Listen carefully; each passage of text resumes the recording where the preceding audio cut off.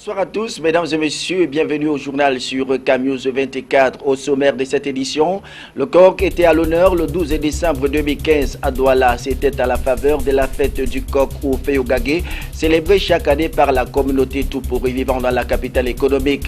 L'événement a été rehaussé cette année par la présence de l'archevêque métropolitain de Douala, Monseigneur Samuel Kleda, et puis 1500 milliards de francs CFA. C'est la somme totale que le gouvernement camerounais entend injecter dans les projets d'aménagement du territoire national en 2016. C'est l'une des principales résolutions de la loi des finances adoptée récemment par les membres du Parlement camerounais. Voilà pour le sommaire de votre journal. Une fois de plus, mesdames et messieurs, je suis bienvenue au journal sur CAMnews 24, 18e édition de la fête du coq au Féogagé à Douala. L'esplanade du collège Saint-Michel a servi de cadre à l'événement le 12 décembre 2015 dernier. La communauté Toupouri vivant à Douala et ses environs ont massivement répondu présent à ces lieux devenus mythiques pour elles, pour magnifier et montrer aux yeux du monde leur attachement à leur tradition, bien que loin de leur terre d'origine. Les festivités ont été rehaussées par la présence de Monseigneur Samuel Kleda, archevêque métropolitain de Douala et autres personnalités administratives, politiques et religieuses. Le reportage de Eric Ticheux et de Josué Ngonga. Les fils et filles Toupouri vivant à Douala et ses environs ont fait le déplacement du collège Saint-Michel pour célébrer comme à l'accoutumée la traditionnelle fête du coq au Féogagé sous le thème « Unité et paix au service du développement ». Unité et paix parce que, attaqué par une horde des sans-lois, nous ne l'avons pas voulu, nous, peuple camerounais, nous nous sommes rangés en unité derrière notre chef suprême, le président de la République, Paul Biya, chef des armées, pour faire un, conformément à notre constitution, afin d'empêcher la déstabilisation de notre partie du pays. Après les différentes allocutions retraçant respectivement l'historique et l'importance du Féogagé en Toupouri, les invités ont eu droit à des prestations scéniques déployées par des artistes au grand talent. Occasion donc d'apprécier le wai-wai et le guruna, des danses traditionnelles exécutées au rythme des tambours propres au Toupouri par des danseurs au pas saccadé, vêtus des tenues du terroir et munis chacun d'un bâton. Le Féogagé, c'est une fête de réconciliation et de pardon, c'est une fête de réjouissance populaire. Le Féogagé, c'est une fête d'unité, de rassemblement autour du sacrificateur suprême Wandoré, qui est le symbole de l'unicité spirituelle du peuple Toupouri. Un événement culturel d'une ultime importance pour ce peuple guerrier du Sahel, originaire de la région de l'extrême nord au Cameroun. Le Féogagé vient couronner une année d'intenses activités et symbole le jour de l'an pour les ressortissants de cette tribu avec, sur le plan spirituel, le sacrifice d'un coq et la consommation du vin de mil, encore appelé bilbili. Aménagement du territoire, le Cameroun pourrait injecter plus de 1500 milliards de francs CFA en 2016 pour la réalisation des projets à travers le territoire national. L'information filtre du projet de loi des finances 2016 adopté récemment par les membres du Parlement camerounais. Des précisions dans cet élément que nous propose Donald Anoussoa. Cette enveloppe qui figure dans le projet de budget 2016 révèle que le budget d'investissement public BIP représentera 36% du budget global de l'État contre 30% en 2015 et 2014. Une hausse de 6% qui intègre les nouvelles orientations des pouvoirs publics qui mettent de plus en plus un accent pour l'investissement, bien que le volet fonctionnement soit encore largement au-dessus. Longtemps marginalisé au détriment du budget de fonctionnement qui engloutissait à lui tout seul 80% de l'enveloppe budgétaire nationale, le budget d'investissement public monte en puissance dans le budget de l'État à la faveur des grands projets d'infrastructure en cours ou annoncés dans le pays. Il convient de constater qu'entre la construction des barrages hydroélectriques, la construction des ports et autres projets autoroutiers et routiers en cours, viendront s'ajouter les investissements dans les infrastructures sportives dans la perspective de l'organisation de la Coupe d'Afrique des Nations CAN 2016 et 2019, ainsi que des projets contenus dans le plan d'urgence triennal engagé depuis 2014. Aménagement du territoire toujours, la région du Nord élabore son plan de zonage. Un atelier organisé dans ce sens vient de se tenir à Garoua. L'objectif est d'informer et de débattre avec tous les acteurs au niveau régional du contenu et modalités opérationnelles, techniques et institutionnelles afin de mener à bout cette volonté du pouvoir public qui est la gestion rationnelle des espaces pour doter le pays et partant les régions d'un cadre commun de référence en matière d'occupation et d'utilisation du territoire national. Giscard Ramani Bonich et Donald Anoussoa, une fois de plus.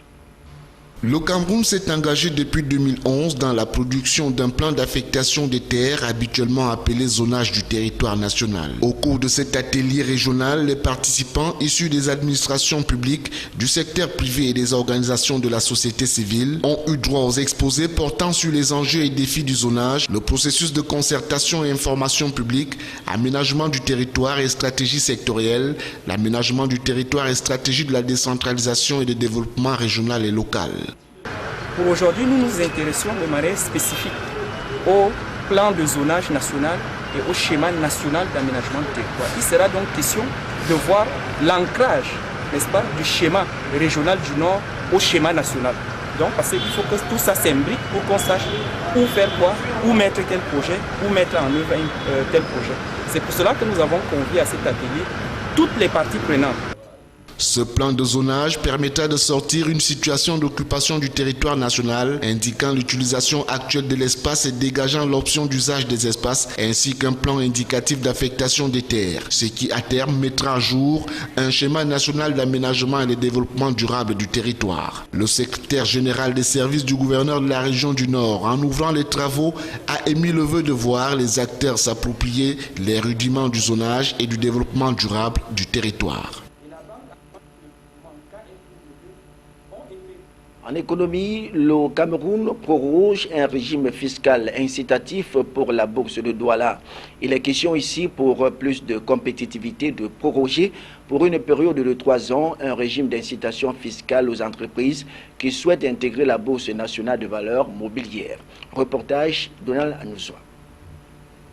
Le gouvernement camerounais, à travers le projet de loi des finances 2016, a prorogé pour une période de 3 ans un régime d'incitation fiscale aux entreprises qui s'introduisent dans la Bourse nationale des valeurs mobilières dénommée Douala Stock Exchange. Cette stratégie d'appui au développement du marché financier intervient après la première phase dont le bilan est mitigé puisqu'on a assisté à un faible engouement des entreprises à rejoindre la place financière de Douala. Une faible attractivité qui s'explique entre autres à une liquidité très faible, une architecture opérationnelle lente et des coûts des opérations plus élevés que de recours à des financements bancaires, sans oublier la faible culture boursière des épargnants camerounais. 12 années après sa création, le marché ne compte que 9 acteurs, dont 3 entreprises dans le compartiment action, pour une capitalisation boursière de 168,5 milliards de francs CFA et 6 institutions dans le compartiment obligataire pour une capitalisation boursière de 336 milliards de francs CFA. Malgré l'effectivité de ces mesures incitatives, la rivalité avec la Bourse des valeurs mobilières d'Afrique centrale basée à Libreville au Gabon n'est pas pour arranger les choses. Au regard de l'étroitesse du marché, des observateurs avertis à l'instar de la Banque africaine de développement ont préconisé la fusion des 2 places boursières afin de rendre le marché plus incitatif.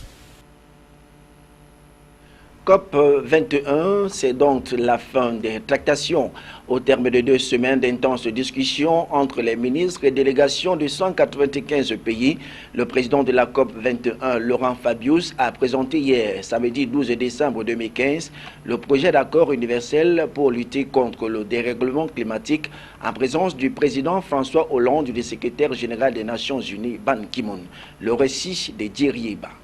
Laurent Fabius a annoncé la finalisation d'un projet d'accord ambitieux et équilibré, juste, durable, dynamique et juridiquement contraignant. Le texte de 31 pages est constitué de 29 articles et évoque, selon Laurent Fabius, les responsabilités différenciées des pays dans les efforts contre le réchauffement dans 5 sujets différents et maintient un seuil de réchauffement bien en deçà de 2 degrés Celsius en s'efforçant de le limiter à 1,5 degrés Celsius. Il évoque une nécessaire coopération sur les pertes et dommages et fait de la somme de 100 milliards de dollars pour l'électrification en Afrique promis par les pays du Nord d'ici 2020, une somme blanchie pour après 2020 avec un nouvel objectif chiffré défini en 2025. Le temps est venu pour la planète entière de se concerter, non plus sur les lignes rouges, mais sur les lignes vertes d'un compromis universel. À en croire le ministre français des Affaires étrangères, ce texte est le meilleur équilibre possible, à la fois puissant et délicat, qui permettra à chaque délégation de rentrer chez soi la tête haute et avec des acquis importants. Le monde retient son souffle, a-t-il conclu.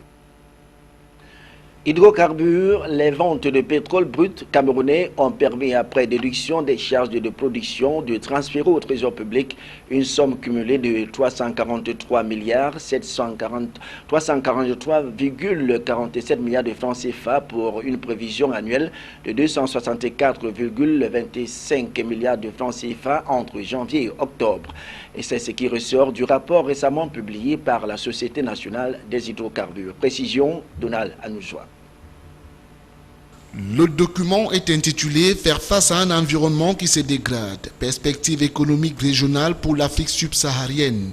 L'institution financière justifie cette performance par une dépendance moins forte par rapport au pétrole comparativement aux autres pays visés producteurs d'or noir. La chute des recettes pétrolières a ainsi été en partie atténuée par l'augmentation des autres recettes, avec toutefois un déficit public croissant tiré par l'investissement public qui est essentiellement financé par des ressources génératrices de dette. Dans le même temps, les risques liés à l'insécurité, particulièrement dans la région de l'extrême nord où sévit la secte Boko Haram depuis plus de 24 mois, continue également de dominer l'environnement socio-économique du pays. Les perspectives économiques du Cameroun, qui fait par ailleurs partie des pays ayant récemment puisé dans leurs réserves de change et dont le solde extérieur se détériore également, sont supérieures à 5% pour 2015. Pour faire face à un environnement qui se dégrade et atteindre ses objectifs de croissance, le Fonds monétaire international invite le Cameroun à augmenter le niveau de ses recettes fiscales, à mettre la priorité sur les dépenses et reconstruire le matelas budgétaire, à profiter de la baisse des prix du pétrole pour éliminer le mécanisme de subvention de ce produit. Les institutions de Bretton Woods exhortent également les autorités à persévérer dans les efforts visant à améliorer le climat des affaires pour favoriser l'investissement privé, à mettre en place des réformes structurelles pour promouvoir le développement inclusif, à optimiser sa stratégie d'endettement et améliorer la surveillance et le suivi du système financier pour favoriser l'accès aux services au plus grand nombre.